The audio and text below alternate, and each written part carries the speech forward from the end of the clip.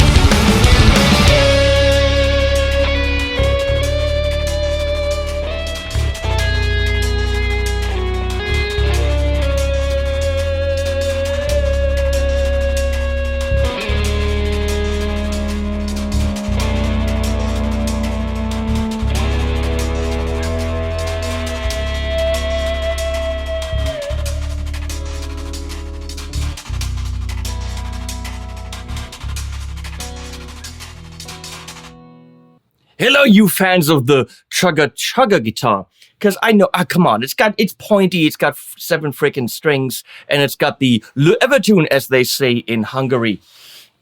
So my new friend Herbert, who works for Evertune, posted a thing on Facebook, and I said, hey, that looks interesting. Let me check it out. And pay me for a video. And after some negotiation, we had a deal where I can check out the new LTD Deluxe Evertune model.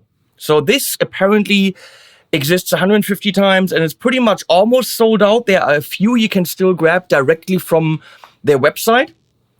Thomann apparently had 50 and they're gone. For good reason, because the specs are ridiculous. And no matter what you think about Evertune or 7 strings or whatever, you pick up the guitar and you realize, ooh, this is a good instrument. Just the general instrument, how it rings, you play it dry and you feel like, okay, no, this is a good guitar. Many of us very quickly can tell whether it's the guitar we like in terms of neck shape and string amount and angledness and reversedness or Evertuniness or Fishmaniness. Generally speaking, it's a well-built instrument. So let's go through the specs. Then let's go through Evertune. What is it and do we need it? I'm not going to go into the minutia of how it works in the back and you see how it then goes into the bend zone. There are amazing videos about this and I of course had to learn about it. I didn't learn about it when I reviewed a solar guitar that had Evertune and it wasn't bendable, which is a misconception of course. And I did the guitar not right. I did the guitar unrecht, as we say in German. I was not fair to the guitar because I didn't take the time to look at the Evertune system. Let's look at specky specs. Comes in an ESP hard case. ESP is printed crooked. I'm going to deduct a point for that. It's a normal wooden kind of case. No massive, super complex plasticky, but nicely padded in here. Of course, with a way to have some goodies. Where's that key? Here's the key. We need that key because I need to show you what you do with the keys. There's also a sticker. I know some of you go nuts for stickers. So everything you need is, of course, in here. I don't know what these things are for. Oh, they're probably they're replacement screws. Here's the sticker for the people that like the sticker. And you don't get the strings, I think. You do get the Dunlop strap locks, which I installed, and I will talk about and bitch about a little bit. You do not get the fret wrap. I don't even know why you would need that. Apparently someone bitched about some ringingness somewhere on the guitar, but I don't use cheating tools. The guitar's totally fine without the fret wrap, if you ask me. So I'm going to look at some spaghetti specs with you. So this is based on the limited M1000? Someone said that somewhere. Well, it's the ESP Limited M-1007B ET as in Evertune. Guess what? Comes with an Evertune bridge. Okay? That's the whole thing here, okay? It is an Evertune commissioned limited guitar.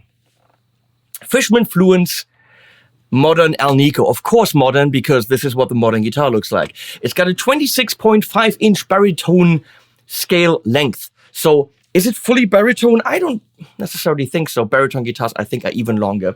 But it's definitely a longer scale for more string tension, which makes sense for the modern playing styles. And it's also a low rhythm monster, obviously. Satin finished 5-piece thin U set through maple and walnut. What? It's a set through? Apparently, it is a set neck, but set as far as you can go to where it would hit the cavity of the Evertune. So the neck actually goes all the way here. So it's, I don't know, on a Les Paul, we would call it maybe a long neck tenon, apparently. So it's a set neck, walnut and maple. You can see the stripes, 5-piece neck. Very nice. And it's satin, as is the headstock. And then the high gloss starts here. We're going to talk about this atrocity in a second. It's a mahogany body with full thickness quilted maple drop top. All these nice words. What does that mean? It's got a maple top. And I was discussing with my friends, is that a maple top or is that mahogany with a veneer? Because the grain looks mahogany-ish, but I definitely cannot see that the grain from the body goes into the top. So I'm going to believe that this is an actual maple top, which is hard to believe at that price point given the rest of the specs, okay? And it is a gorgeous quilt in obviously that color, which is called purple. Cranberry burst. Fucking purple! Don't make up weird, it's a freaking purple, pinky purple, okay? The pinky and the purple, pinky. Mahogany body. Obviously, it has to have a certain thickness for the Evertune system. Because when you open this up, the Evertune is literally flush with the top of the body. So this couldn't have been sunk in as a cavity cover. So totally fine. So you need the thickness of the body, which is, I would say, normal, let's say Ibanez RG, or probably normal limited 1000 something. Unique control layout for optimal picking. I'm going to bitch about this because I don't agree. I don't agree that this is necessary or good. But they deliberately did it. It wasn't we're doing this because we don't know what we're doing. They wanted all this to be free. Personally, I don't need it. Maybe some of you do. And then that's a choice. But Herbert, who designed or spec'd the guitar, felt that it was necessary. I will bitch about it. 24 jumbo stainless steel frets, mother of pearl offset position block inlays. I really like those blocks on the side. This guitar with dots in the middle would have been, this is cool. And then this is cool. We have humongoid lumen lace in that binding. We have Dunlop, as we already mentioned, strappy buttons, which go in a hole in the guitar. So they're included, and they're super, super secure. So that's totally cool. But it also means, let's bitch about that. So when we look at that right there, that you have a hole there. So you don't have the normal screw hole. If you do not like this system, let's say you wanted to use Damasio strap locks or clip locks, which are my preferred strap of choice, then you'd be shit out of luck because it's a big ass hole in the guitar. So you are by them pre-installing this, which has to kind of be pre-installed because they have to make the hole in the guitar. You're kind of stuck with that system, which, however, is a good system. Okay, it comes with Cornell Dubilier Type 150 capacitor 400V.22U F5%. Something in the electronics that's a good thing. Why would I care if I go, and then we're talking about, it's got a .2 people, okay? Enough is enough. Good shit is in it. Comes in a case. So that's what it says in terms of specs. And that actually means it is extremely highly spec'd. At right now, $1,550, it's usually $1,599. Probably a bit more in euro because of tax. This is extremely good. They didn't even talk about the locking tuners. But why locking tuners? Get an Evertune system. Locking tuners are for string change convenience, not for tuning stability. Do they on some instruments add tuning stability? Yes, they do. But my pet peeve is on a modern guitar, you have to have locking tuners because you go string through, done, instead of, how do I wind this? Can I do it? Yes. Is it more convenient with locking tuners? Yes. Are locking tuners, when installed at the factory, about $3 more to buy? Yes, they are. So why not fucking do it? That's what they told themselves. Why not fucking do it? So the locking tuners on here are limited, branded. Now, how good are they and how buttery smooth are they when it comes to tuning action? I have no idea. Because obviously, when you tune it, nothing happens that you can hear at first because of the Evertune system. So how precise are the tuners? I have no idea because it goes, you twiddle your, who's that guy? You twiddle your bits and then nothing happens. So let's talk about the Evertune before we actually go into sounds. Just like a Floyd Rose, it comes with pros and cons and it comes with a learning curve. Have you ever tried to tune a Floyd Rose guitar? Good luck. You have to know how to do this, and it takes you a while. Have you ever tried to put new strings on a Floyd Rose guitar? So anyone bitching about the Evertune system being, oh yeah, I've got to learn something new and that doesn't work. And well, pros and cons.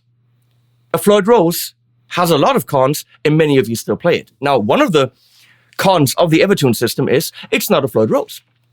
If you're the guy that needs to go wee-oo, it's the Evertune is the anti-Floyd Rose. It is literally the complete opposite. It is the I cannot detune my strings. Actually, up to the point where if I set it up that way, I can't even detune them with my fingers. On the Floyd, as you know, if you're doing this kind of bend, I'm bending up the G string.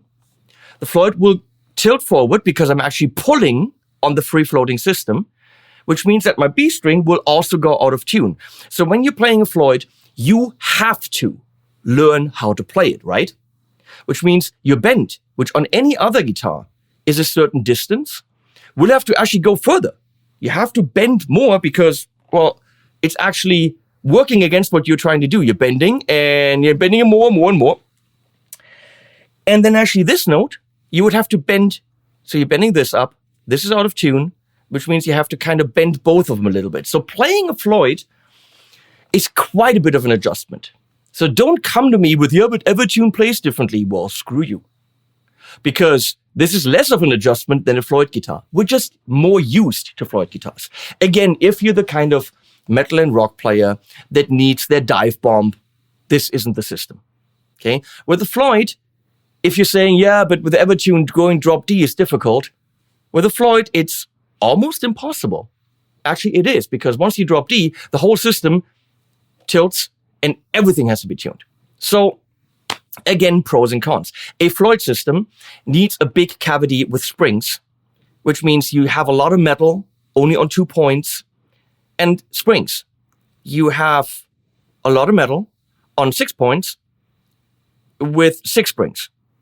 It's kind of similar. So, tonally speaking, what does an Evertune sound like? Because we're adding this much metal, we're adding this much material.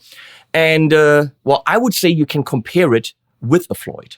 And that's actually a sound that some guitarists crave, but they don't actually want a Floyd. And what they do, there are some Ibanez guitars, I think the Monkey one, Korn, I think, has a big piece of metal in the back that is pretty much what a Floyd Rose is, except that it's fixed and it can't even be tilted. It's not a wiggly one. It's just the same amount of metal because that's what it sounds like. So it actually is a sound that people want. And I'm pretty sure that the Evertune is in no way different than that.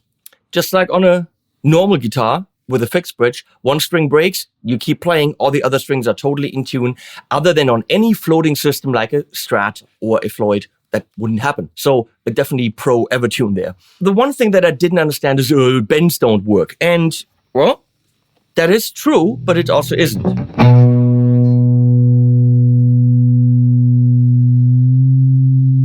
So there a bend works.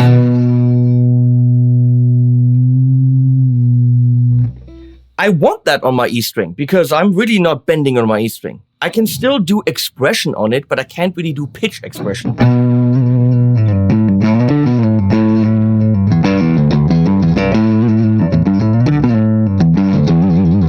Okay, something happens, but it's not super pitch bendy. But look at this.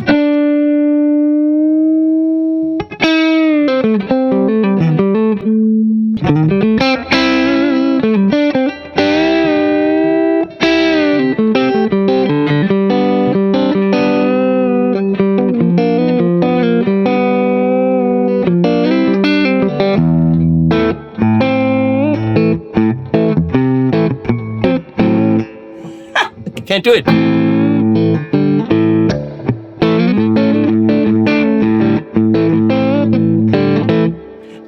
So how is this possible? Well, there are 3 zones. If you ask me, there's really only one zone. There's one zone in which the Evertune works, which is kind of in the middle. There's a zone below it, which means there's a little thing in the back that once you down tune, it hits a stop. And anything under that, the guitar is in normal. The Evertune doesn't work. It doesn't float. It's literally fixed there because you let go of the tension. And there, the string behaves completely normally. You can totally tune it. The same is above. that zone 2, where it's also not floating, where it's hitting another side, the bend stop, I think they call it. And at that point, you can do normal things to it. So let me show you the lower range. And I'm now going to dial myself on the low E string all the way through zone 2 into where it's just a normal string with no action or no effect of the Evertune.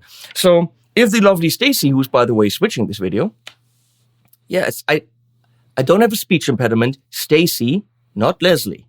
Leslie's sitting up there eating a carrot. Stacy is switching. That's how my life is now. So we're going to go to E, and we actually have a tuning camera. I'm actually turning. And you can see that it's not perfectly in tune anymore, right? So you have to get it into zone 2 where it's perfectly on E. Right now it's just dropping, but you can't really hear the blah. So let's do it.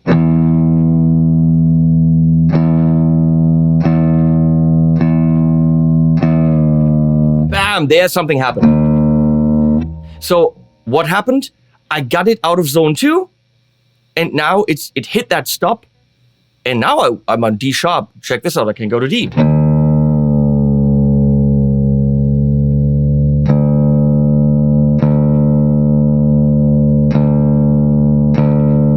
But it's not an Evertune D.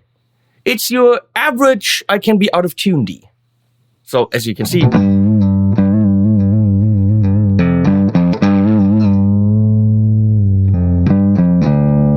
but it's not the I'm on drop D, doesn't work. I had to dial and dial. This is probably 5 spinnerations of the tuning peg.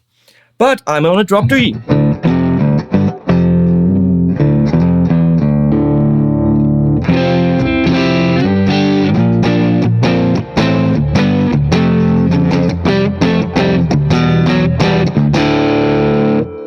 Okay, we're gonna get it back up.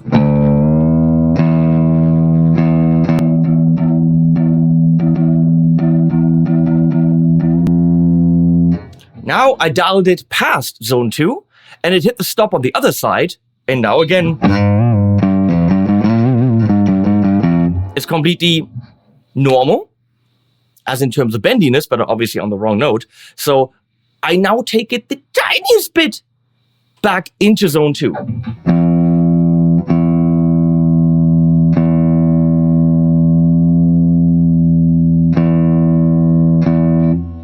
Now, if I bend up, it is going to hit the bend stop, and Evertune's off. I'm bending up. I let go, it's going below the bend stop.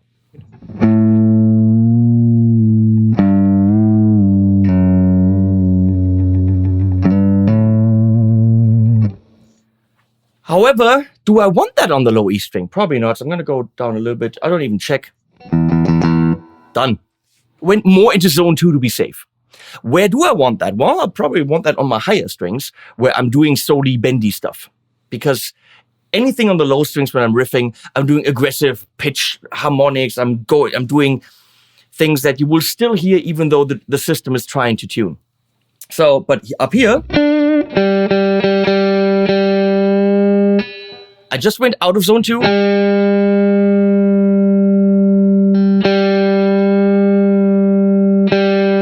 So I'm literally on the edge of zone 2 and zone 3. And now I can absolutely do anything that goes out of zone 2, hits that bend stop, and there's my bend.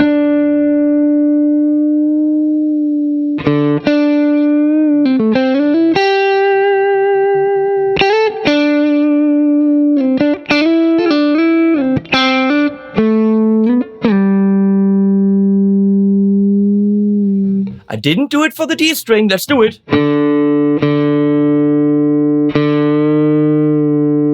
That's how easy that was.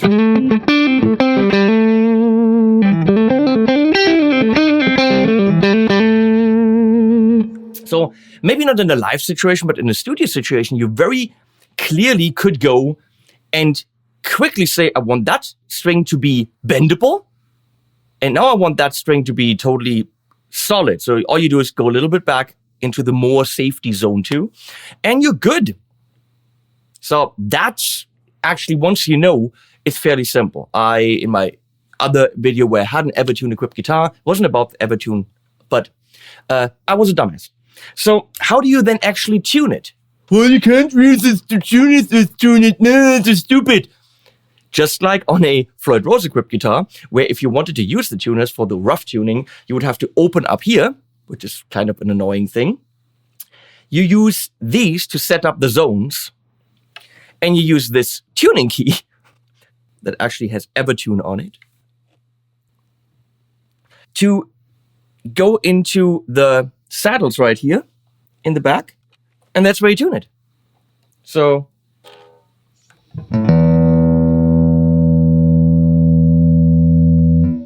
but pull it out, you go a little bit higher, because the weight of it can affect that.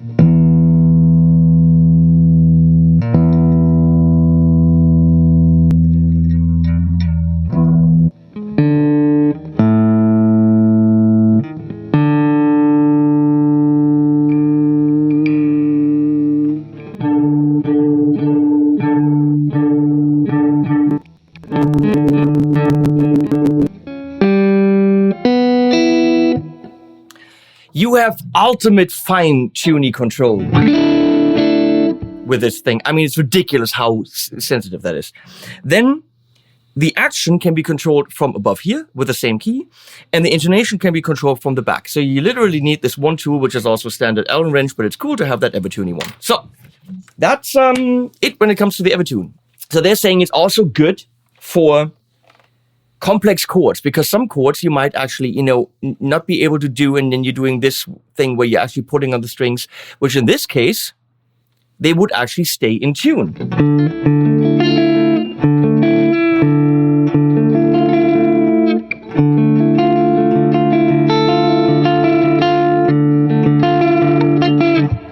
So, point is, you can't, there's a little bit of leeway, there's a little bit of tolerance with you not having the strings perfectly straight. Also, some of you might be pushing way too hard. And if I do this right here, it's not changing the pitch. Some of you might be picking really hard. It's metal, you do, and then the string will go, it'll go up in pitch and then down. This guitar doesn't do this. Now, there is a pro and con to me. If you are at the beginning of your guitar career and you're using an Evertune equipped guitar, you might not learn how to fret without pulling on the strings. You might always push too hard because it's not affecting. You might pick way too hard. If you're looking at Tim Pierce, the master of guitar, he lightly touches the strings no matter what he does. And that's an art form. So the question is, when you play an Evertune equipped guitar too early in your career as a guitar player, are you getting help from the guitar that might spoil your playing in a way?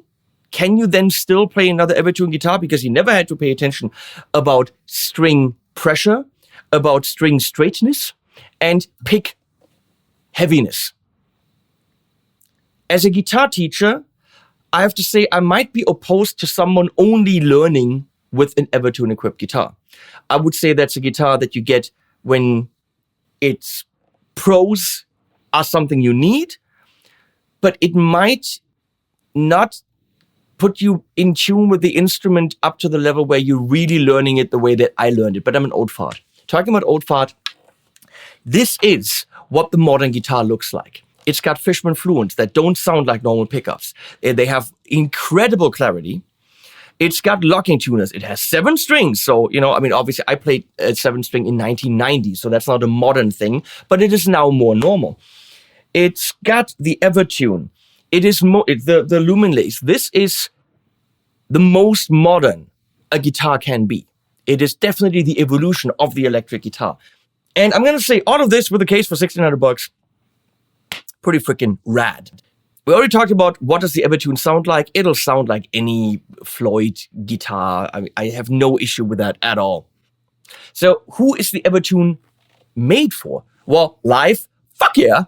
Most certainly because you don't need your roadie to tune every 5 minutes, and something happens and you can take this out of the case and play the gig immediately because it doesn't matter that it was on the plane for 20 hours. It is definitely the super dependable system. I have to say, in a studio situation where you need to get shit done, it's a super dependable system. Yesterday, I recorded a track for an ad agency.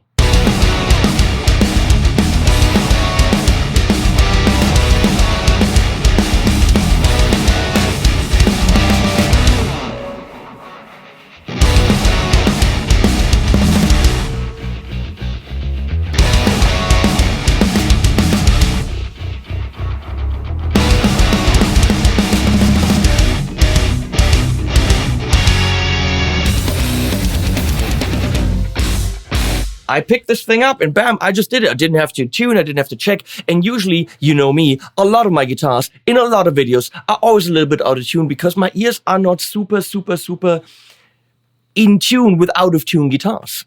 I usually, notice too late. So, that being said, it's the working man's instrument. This is the working man's system. Let's get some sounds. Clean with the Tone King and the aux and a 412 cream backloaded cab. Not the most modern and brutal sounding speaker, but that is my reference and I like it. Why are the girls up there giggling? I feel outnumbered. The Fluents have a very open, very bright, very active pickup sound.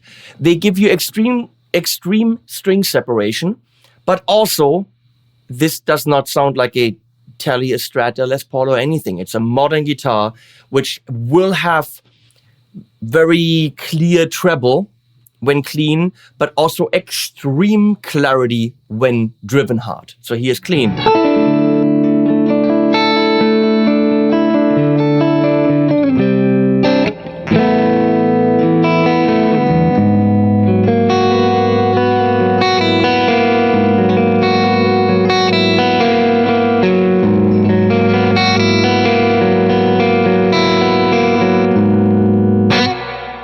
Pushing the amp harder already. Let's go in the middle.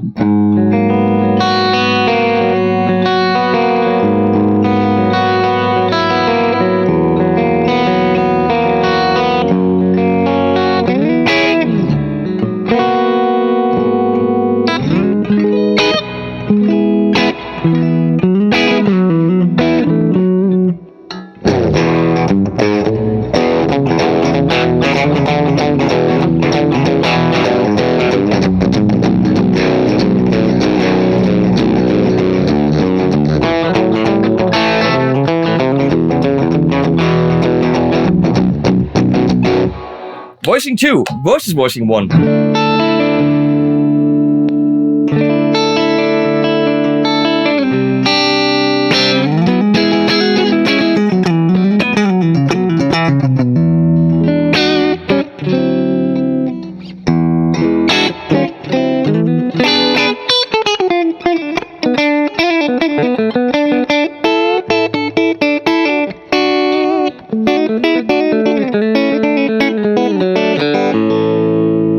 In terms of feel when you bend, I would compare it to maybe a Floyd because you're going a little bit against the spring, but then very quickly it hits that stop and then it's just totally normal. So it is not 100% like a non-Evertune guitar, but something that you get used to in about 17 seconds. This also has 9s on it.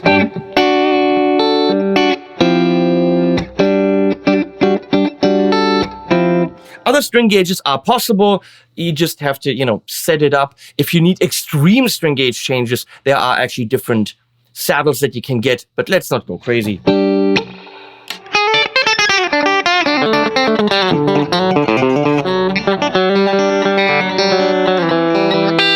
So it's all nice with the clean sounds, but realistically, no countryman in Nashville will play the limited deluxe Evertune guitar 7-string with Fishman Fluents. And then, okay, if you need those sounds, you will play a different guitar. Apparently, you can also do. You can do this if you wanted to.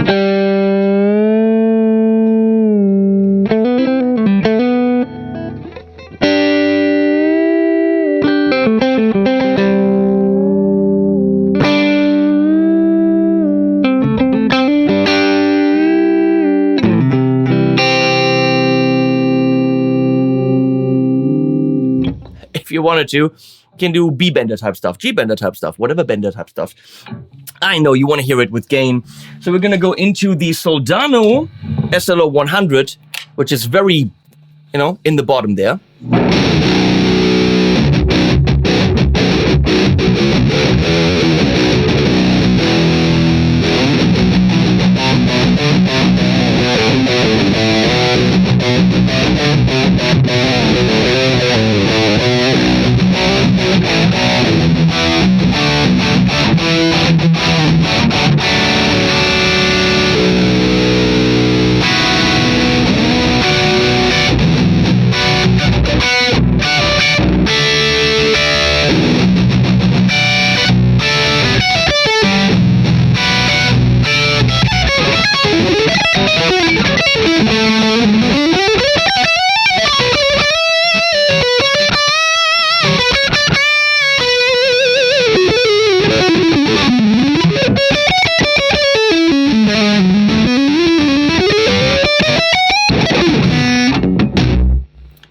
Modern amp for modern guitar is the Revv Generator 7,120,000.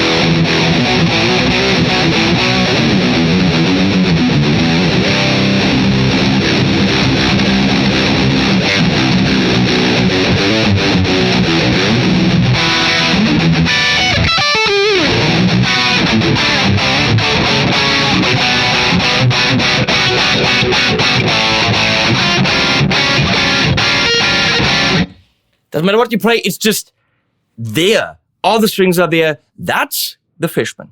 And that combination is just, it's smart. It's a smart combo. Let's do a little bit more.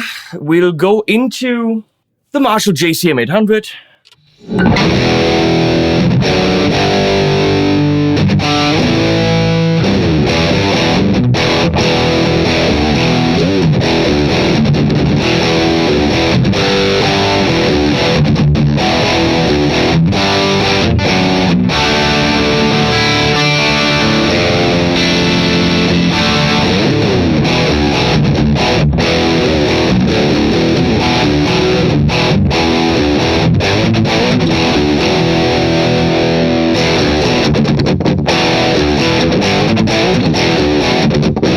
So voicing 2 gives you more top end, which right now I felt it was a little bit muddy. So you pull that up and it's, I would call it maybe single coil-esque in a way, but not really.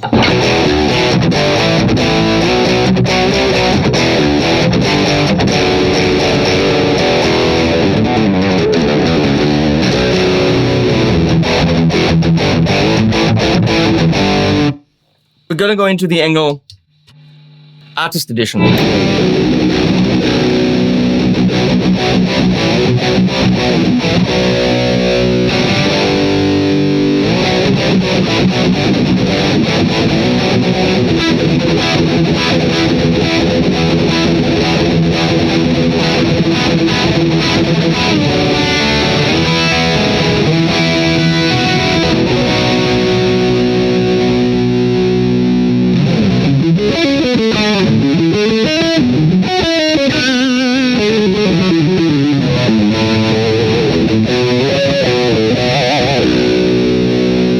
Orange Rockerverb 50.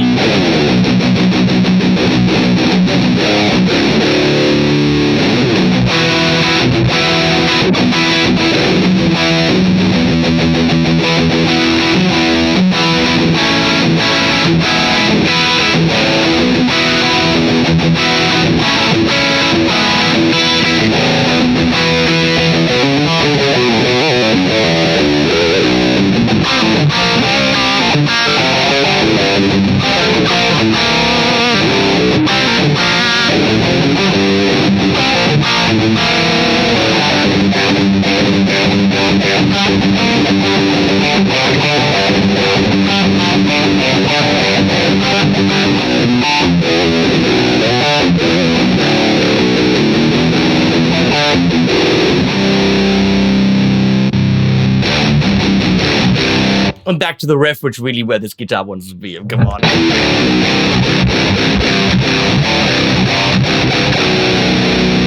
Enough of this! 7 hours on a guitar with Evertune, but I get the system now. Let's bitch about stuff. First, the guitar is freaking insane.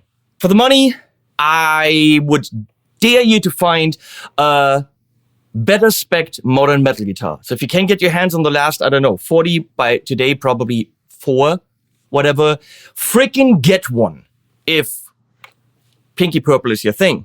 By the way, I'm playing it through a silver cable from Zeola, which is literally like, I don't know, 200, 300 bucks.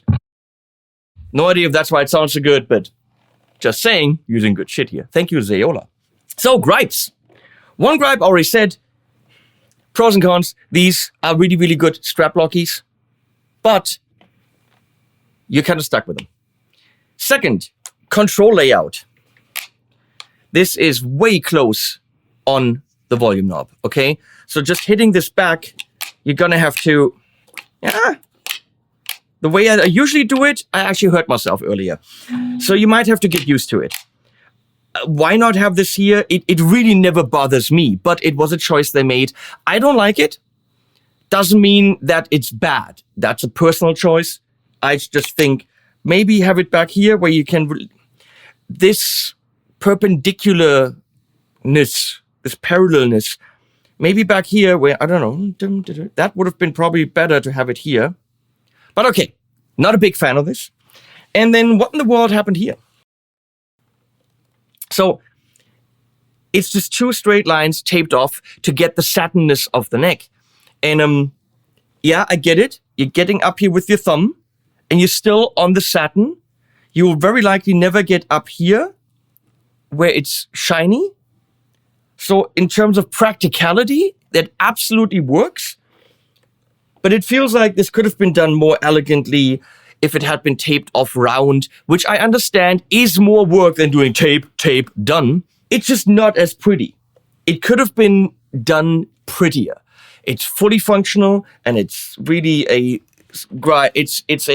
will deduct 0.22% from the guitar. Okay, I'm really, ich suche eine Krümmel, wie man das in Deutsch sagt.